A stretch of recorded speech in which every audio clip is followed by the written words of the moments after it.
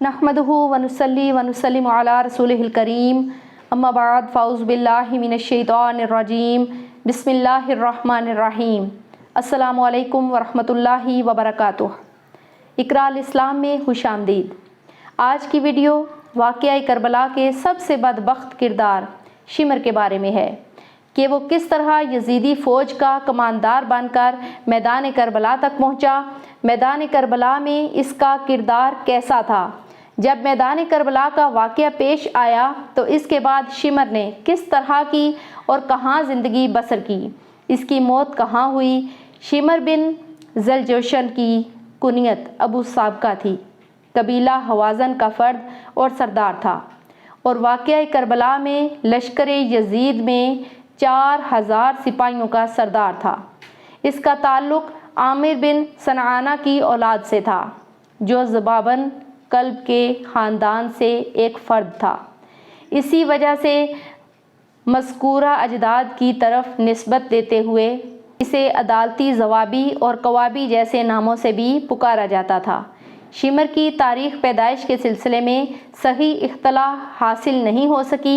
अलबत्ता शिमर के बाप का नाम शर्जील बिन और बिन उमरू के नाम से मशहूर था। इसका लक़ब ज़िलजोशन पढ़ने की वजह ये बयान की जाती है कि अरब में यही सबसे पहला शख्स था जिसने ज़िरा अपने तन पर पहना और ये ज़िरा इसे बादशाह ईरान ने दी थी, या दूसरे कौल के मुताबिक इसलिए ज़लजोशन कहा जाता था कि इसका सीना कुछ उभरा हुआ था। शुरू में शिमर हज़रत अली शेर खुदा के पैरोकारों में से था, लेकिन कुछ मुद्दत गुजरने के बाद वो आपके खिलाफ हो गया। शिमर ताबईन में से था। 51 हिजरी की बात है कि सहाबी रसूल हुजर बिन अदी के खिलाफ झूठी गवाही देकर शिमर ने इनको गिरफ्तार करवा दिया था। इस झूठी कसम की वजह से शिमर को मक्कार लोगों में शोहरत मिली। 60 हिजरी में नवासा रसूल हज़रत इमाम हुसैन रज़ी अल्लाह ताला अन्हो ने हज़रत मुस्लिम बिन अकील को अपना सफ़ीर बनाकर कूफा में भेजा। हज़रत मुस्लिम बिन अकील जब कूफा में सैयदना इमाम हुसैन रज़ी अल्लाह ताला अन्हो के सफ़ीर बनकर पहुँचे तो यजीद ने उबैदुल्लाह इब्न ज़ियाद को कूफा के गवर्नर का ओहदा संभालने का हुक्म दिया। इब्न ज़ियाद ने कूफा की गवर्नरी संभालते ही सबसे पहले शिमर को एक आम से सिपाही से अपनी फ़ौज का कमांडर मुकर्रर किया और हुक्म दिया कि मुस्लिम बिन अकील को शहीद कर दिया जाए। चुनाचे उसकी कमान में हज़रत मुस्लिम की शहादत हुई। जब इमाम सैयदना हुसैन रज़ी अल्लाह ताला अन्हो 61 हिजरी मुहर्रम के महीने में करबला पहुँचे तो कूफा की तरफ से जो सिपा सालार उमर बिन साद था, जो कत्लो गारत न चाहते हुए पुरअमन राह निकालना चाहता था, लेकिन कूफा के गवर्नर उबैदुल्लाह इब्न ज़ियाद को शिमर ने मैदान करबला में जंग करने के लिए उकसाया था। शिमर 9 मुहर्रम 61 हिजरी को 4000 सिपाहियों और एक धमकी आमेज़ खत लेकर उमर बिन साद के पास पहुंचा। जब उमर बिन साद ने खत को पढ़ा तो वो भी खत पर अमल करने पर आमादा हो गया। खत में ये लिखा था कि अगर हज़रत इमाम हुसैन यजीद की बैत करते हैं तो इन्हें कूफा भेज देना, वरना इनके साथ जंग की जाएगी। इस तरह शिमर करबला में सिपाहियों का रहनुमा बन गया। शिमर हज़रत अब्बास अलमदार की वालिदा माजिदा के कबीले से ताल्लुक़ रखता था, इसलिए शिमर ने हज़रत अब्बास अलमदार को ये पेशकश की कि वो अपने भाई इमाम हुसैन रज़ी अल्लाह ताला अन्हो को छोड़कर चले जाएं, तो इनको गवर्नर इब्न ज़ियाद पनाह दे देगा। जब हज़रत अब्बास रज़ी अल्लाह ताला अन्हो ने शिमर का ये ख़त पढ़ा तो हज़रत अब्बास ने वो ख़त 2 टुकड़ों में करते हुए फरमाया, शिमर, मैं और मेरे सारे भाई नवासा रसूल हज़रत इमाम हुसैन रज़ी अल्लाह ताला अन्हो से कभी भी बगावत का सोच भी नहीं सकते। अगर तुझ में हिम्मत है तो आ हमारा मुकाबला कर।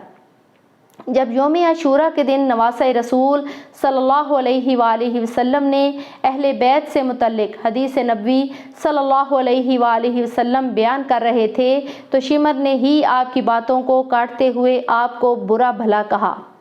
تو حضرت خبیب بن مظاہر نے شمر کو منہ توڑ جواب دیتے ہوئے کہا کہ تو بہت بدبخت ہے جو حضور صلی اللہ علیہ وآلہ وسلم کے فرمان کو جھٹلا رہا ہے۔ پھر شمر نے 200 یزیدی فوج کے ساتھ 9 محرم کی رات اہل بیت کے خیموں کو آگ لگا کر جلا دیا تھا۔ شمر ہی وہ بدبخت تھا کہ جب امام حسین رضی اللہ تعالی عنہ میدان میں آئے تو اسی نے حکم دیا تھا کہ سیدنا حسین رضی اللہ تعالی عنہ پر یک بارگی سے حملہ کیا جائے اور تیروں کی برسات کی جائے، کوئی بھی ان سے انفرادی مقابلے کے لیے مت جائے۔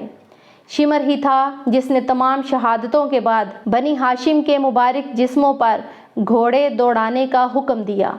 تذکرۃ الخواص، جامعۃ التواریخ، البداویہ والنہائیہ۔ ایک روایت یوں بیان ہوتی ہے کہ محرم کی 10ویں تاریخ کے دن کی آخری گھڑیوں کو حسین بن علی کے سر اقدس اور جسم مبارک پر بہت زیادہ زخم لگے ہوئے تھے۔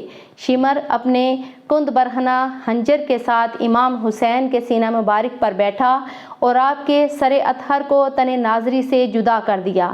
کہتے ہیں کہ شمر کی رکبری میں ایک قافلہ کربلا کے بیچ شہداء لے کر کوفہ کی طرف گیا، اور ابن طاؤس کے مطابق شمر 12 سر مبارک شہدائے کربلا کے لے کر ابن زیاد کے پاس گیا۔ کہا جاتا ہے کہ شمر عمر بن سعد کے آگے آگے شہدائے کربلا کے سروں کو لے جاتا تھا۔ یہ تھا شمر کا کردار جو اس نے واقعہ کربلا میں ادا کیا تھا۔ بعض روایات میں سنان بن انس کا نام ذکر ہوا کہ جس بدبخت نے سیدنا حسین رضی اللہ تعالی عنہ کا سر تن سے جدا کیا۔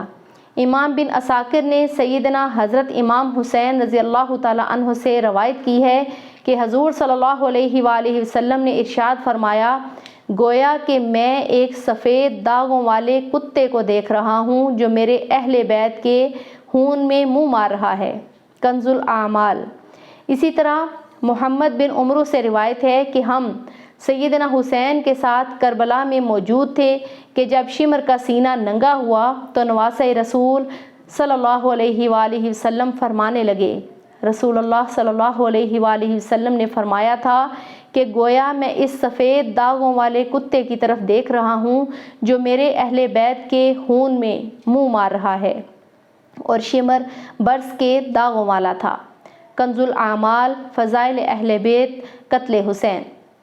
شہادتوں کے بعد 11 محرم کو عمر بن سعد اور شمر 72 شہیدان کربلا کے سر لے کر کوفہ ابن زیاد کے دربار پہنچے، جہاں سے ابن زیاد اس قافلے کو شمر اور اس کے ساتھیوں کے ہمراہ دربار یزید کے لیے شام روانہ کرتا ہے، جہاں بہت سے دلخراش واقعات اہل بیت و اطہار کے ساتھ پیش آتے ہیں۔